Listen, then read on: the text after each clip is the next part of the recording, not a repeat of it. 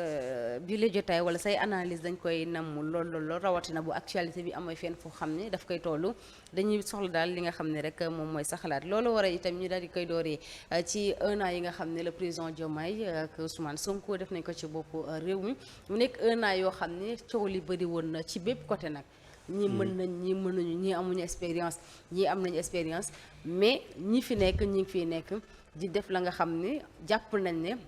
dina wàññi jafe-jafe yi nga xam ne askan ñu ngi koy dundoo Modou naka nga moom wala ban bilan ngay def ci 1 an wu le président Diomaye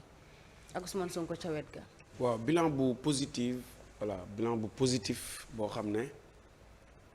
man moom laa jàpp de manière perso voilà parce que ñëpp xam nañu ne nguur buñ ko mënoon liggéey ci 1 an kon mandat yi 1 an lay doon renouvelable voilà mais nguur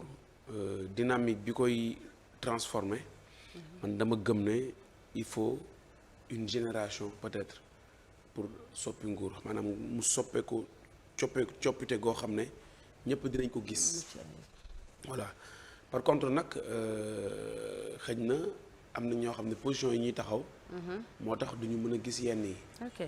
voilà mais boo xoolee effort yi nguur gi def ndax nguur gi dafa ñëw ci benn période boo xam ne période bu compliqué la ndax man dama déglu président Abdoulaye Wade mu ne mandat bi 5 ans dafa tuuti xam ñi ñu ngi wax sa 1 an moom en tant que koo xam ne exercer na pouvoir mu ne mandat bi 5 ans dafa tuuti daf koy yóbbu 7 ans ndax nee na nguur sooy soog a ñëw doo gis dara loxoon booy soog ñëw doo gis dara c'est-à-dire que da ngay nekk dans le tâtonnement mais quand même moom loolu mu waxoon sax dalul ñii ndax ñi dañoo ñëw rek nekk ci ndax dañoo fekk situation boo xam ne réew mu ci nekk daanaka fayit nga gën a jege mais teewul bu ñu maintenir woon di fay salaire rek ci at mi rek kon dañu naan sax seen bilan baax na waaye yemuñu ci loolu fay nañu bor yu bari yoo xam ne dañ leen ko fi bàyyil ndax continuité de l'État opérateur yi nekkoon ci wàllum agriculture fay nañ leen te gis secteur yu bari fay ñu ngi fay nit ñi xaalis bi nga xam ne état moom la leen yoreel malgré tout ak difficulté yi nga xam ne ci la ñu nekk jéem nañu def nañu bi ñu ñëwee dañu ñëw fekk xam nga élection bi dañ ko décalé woon yóbbu ko mars normalement février la waroon doon mais yóbbu ko mars bi ñu ñëwee mars ñu ngi jël nguur gi Diomaye mi ngi def président Diomaye mi ngi def passation le 2 avril nommé premier Ousmane Sonko le 4 avril mu def ay consultation le 6 le 7 ñu lancé gouvernement bi après organiser passation de service yi kon dañuy jàpp ne nguur gi ñoom ñu ngi jël toog war a liggéey fin avril début mai te début mai dafay fekk campagne agricole commencé boo xoolee ci la ñu jël ay milliards fay opérateurs yi subventionné mbay mi léegi nag dégg naa ñoo xam ne ñu ne mbay mi voilà baaxul gerte gi nangam mais ñoom li ñu war a def nañ ko man dama doon xaar ñu ne ma nguur gi li mu waroon def defu ko mais comme nguur gi def na li mu waroon def am na loo xam ne ci mbiru yàlla la ndox am na ndox amul loolu mbiru yàlla la xëj na suñu agriculteurs yi il faut ñu xalaat génn kese ci mbayum nawet jéem dem aussi ci mbayum nawet loolu beneen débat la mais nguur gi li ñu waroon def dama doon xaar ba nit ne ma li ñu waroon def defuñu ko li demee ci jiw li demee ci saako engrais wàññi nañ ko ba à des prix yoo xam ne ñoom reconnaître nañ ne lii mësuta am rendre nañ ko mu accessible wante bu fekkee dafa am benn Modou Diouf bu nekk ci diggante bi am ak caay-caayam war a andi jiw dem andi jiw bu baaxut kooku Modou Diouf la te pour man nguur gi mënul jël xaalisam di subventionné ba pare di bàyyi loolu di jàll ndax malgré bii ni andi nañu gendarmerie andi armée pour ñu encadrer xëy na déwén dinañ ko gën a parfaire mais quand même foofu def nañu ay efforts yu considérable muy mbay mi soo jógee ci loolu def nañu engagement yi jëloon ci wàllu ndox gis nga lancé nañu fi am na yoo xam ne bu ñu lancé ñu ne Macky Sall moo ko initié woon mais quand même ñoom ñoo ko lancé déjà chantier yi ñu fi fekkoon ñu ngi koy àggali. état continuité. waaw pont yi ñu fi fekkoon ñu ngi koy àggali autoroute bi jëm Kaolack ñu ngi koy àggali bi jëm Ndar ñu ngi koy àggali te pourtant loolu yëpp régime bi moo ko nekk di ko àggali. Ablaye Wade comme Ablaye Wade ni mu lancé woon peut-être ñooñu dañuy opposé wu. waa xaaral ma ñëw xam nga Ablaye Wade bi mu lancé AIBD. waaw parewul mu wàcc fa ak avion pour wax ne aéroport pare na. bu ñëwee Macky Sall moo ko inauguré. noonu lay demee léegi nag ñoom bi ñu ñëwee fekk nañ fi chantier yu bari ñu ngi koy àggali malgré tout ñu ngi continuer di fay salaire yi. te ñu ngi fexe stabiliser réew mi ndax bu ñu nee réew mi fii ak 2027 dinañu fay 3000 milliards ci bor xam nga loolu noonu mooy que ne yow daanaka da nga war a serrer la ceinture pour man boo xoolee loolu nag léegi nga ñëw ci réforme yi ñu annoncé ndax jël nañu nguur gi. mars avril mais daanaka dem ba novembre décembre mënuñu am assemblée ndax mënuñu def dara ndax bëggoon jël tey xaalis ci institution yu mel ni CESE ak HCCT ñooñu bañ ñu yónni fa Cheikh Diba pour loi d'orientation budgétaire ñu dàq ko assemblée boobu bloqué na leen daanaka lu tollu 6 mois mai juin juillet août septembre octobre novembre ba décembre ci lañ organisé beneen élection ñoom ñu am majorité assemblée kon tey dama jàpp ne nguur gi bu ñu leen di natt dañ leen di natt sur 4-5 mois malgré loolu yëpp malgré blocage yëpp def nañu ay réformes ci justice boo xoolee li ma dégg ci conseil interministériel ci nguuru Diomaye daanaka doo ko dégg sax Macky Sall nekk na fi ba jeexal dégg ko ndax conseil interministériel sur l'agriculture conseil interministériel sur la tabaski conseil interministériel sur l'éducation sur le transport secteur yëpp daanaka nguur gi mu ngi teg ay jéego léegi nag ku xam am réew xam niñ koy tabaxee bu ñu la nee ab at def nañ ci lii loo mun def lu dul applaudir. mais ñoom ñoo woote rupture quand même. rupture bi gisoo kon yow. voilà ma ne ñoom ñoo woote rupture. moo tax rupture mi ngi am. voilà ndeya boo xoolee même justice bi ni muy doxee xam nga justice def nañ les assises de la justice. président ne bépp réforme boo xam ne laajul xaalis dinañ ci dem. bépp bu ci laaj xaalis nag dina mën a xaar. mais jàpp naa réforme yëpp a laaj xaalis sax. ndax tey bu ñu la nee nañu créer juge des libertés il faut nga andi ay juge nommé leen foofu noonu il faut nga def te créer direction bi bu ñu nee les mandats de dépôt systématique nangam il faut nga xoolaat texte yi c'est-à-dire que yëpp a am ay coûts. léegi nag mais courage bi may applaudir ci nguur gi mooy le fait que ñu teg ko ci table ci woo acteurs yëpp ñu ñëw ñu waxtaan. tey jii am na ñu naan ñuy reprocher président lu tax génnul ci conseil supérieur de la magistrature. mais yow loolu ñi ko koy wax yëpp mooy ñi nga xam ne tooguñ conseil supérieur de la siège wuñ ci conseil bi waaye bu nekkee ñooy siège ci conseil bi nee nañ ko da nga fay war a des man pour man mu des fa xam nga nit ñi souvent dañuy jël lépp di ko politiquer ba finalement mais daal en tout cas. li ma mën a gàttal mooy. bu ñu nattee premier en 1 bu Abdoulaye Wade natt en 1 bu Macky Sall. en 1 bu Diomaye moo gën foofu. ndax nañu ni duñu ay xale yi. mais Modou nag xam nga 1 an yëpp nag mënul am lenn loo xam ne maanaam lépp mënul ñëw ne ñu ne gongo quand même.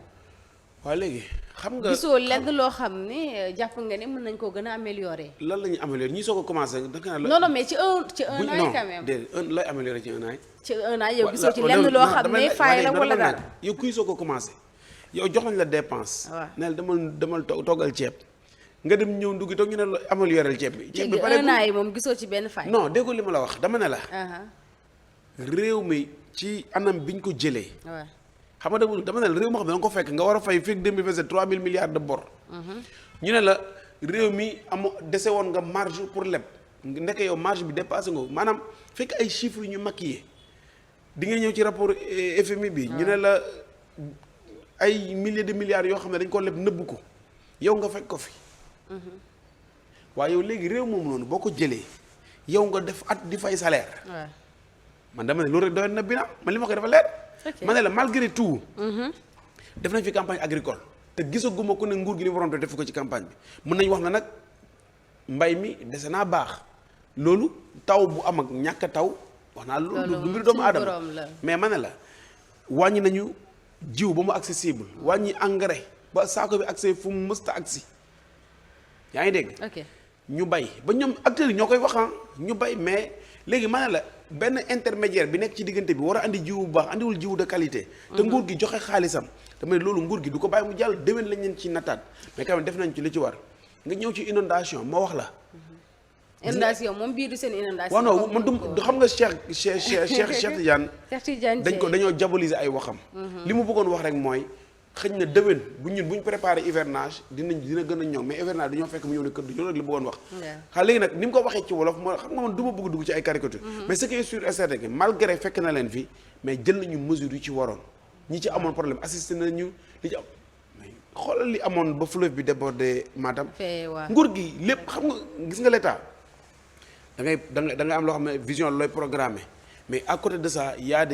les urgences y a yi nga xam ne programmé ko muy ñëw yëpp ñu ngi koy gérer dama la laaj yow mën na la yow en tant que ku nekk ci espace bi di xool bi fi Diomaye nekkee ba léegi est-ce que gis nga fi fin bu ñëwtu nguur gi gérer ko de manière nu mu ko war a gérer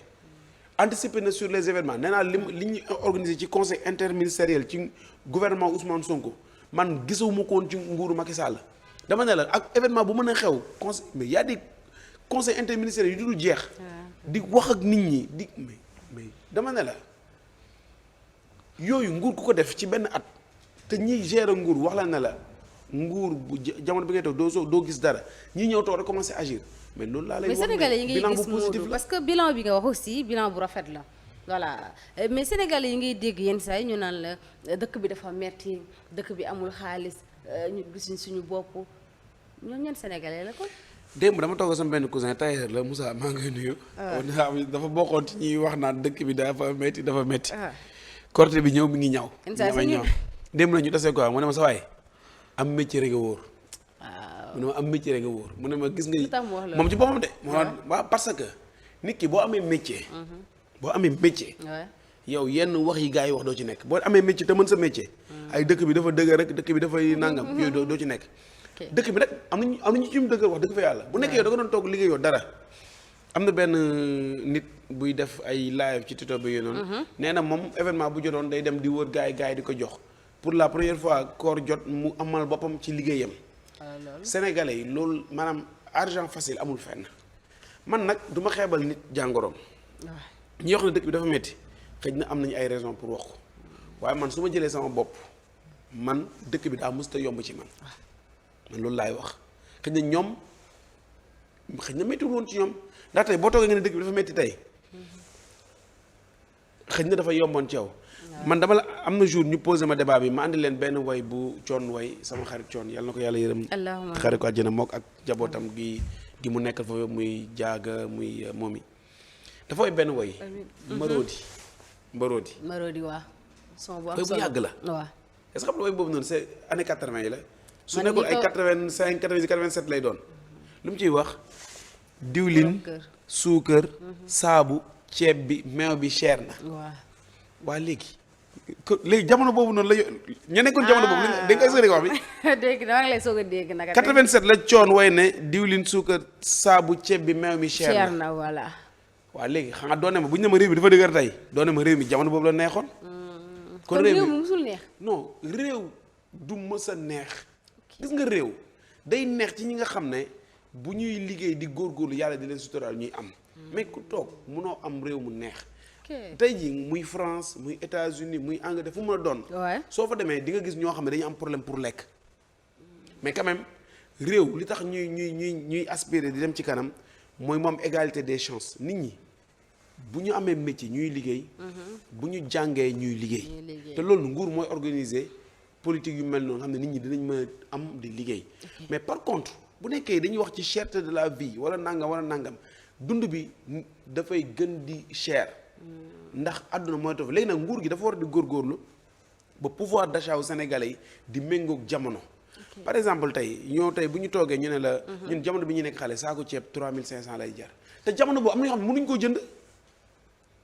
waaw àdduna moo demee noonu léegi nag man du ma toog fii ba tey jii nii man ma dund loolu yëpp ñoo toog fii nii benn nit ma gis ko ci télé wala ci réseaux sociaux mu naan ma dëkk bi dafa métti damay naan dëkk bi kañ la yomb ndax man mii nga xam ne dama jógee Saalum ngee ñëw fii Dakar di reyante comme tout le monde man dëkk bi musul yomb ci man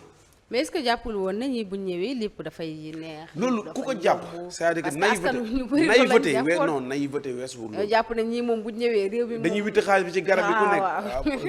nekk xam nga loolu noonu moom ku ko jàpp rek mooy que ne vraiment tu es vraiment naïf quoi parce que nguur réew ay njiit yu jub la soxla bu ñu amee ay njiit yu jub réew ma la ñu war a dundee muy dem ci ña ko war a dundee boo leen amee ay njiit yu jubati la nit ñi war a dundee dañ koy jël di ko def ci seen poche dafa am sama benn frère xam nga dama nekkoon ci benn événement boo xam ne dañuy daje di waxtaan dafa am benn xaritam bu dem def social gas benn teen ci benn dëkk bu reculé fii ci Sine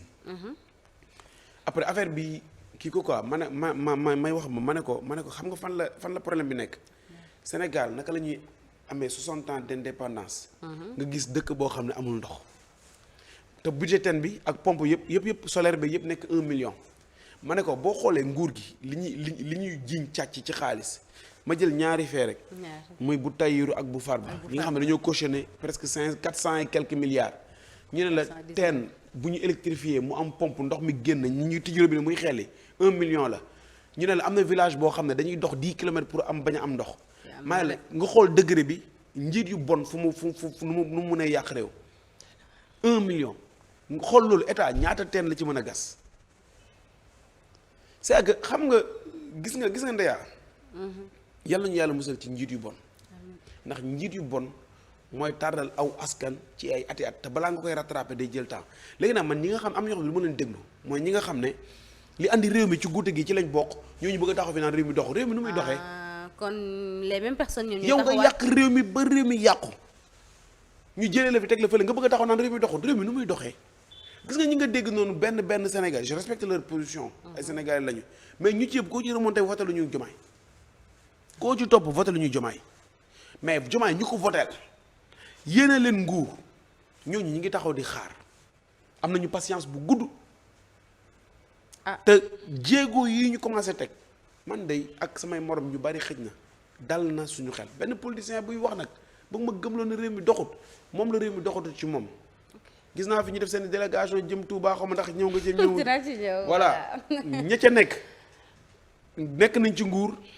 génn réew mu métti ñu dugaat ci nguur te xam nañ ci bari boole du ma ne sax yéen boole nañ am problème man kay soo ma boole ci nguur gi damay am fierté sax ndax man voilà man li ñuy def loolu laa gëm fu ma amee kàddu naa ko défendre waaye quand même damay ànd ak sama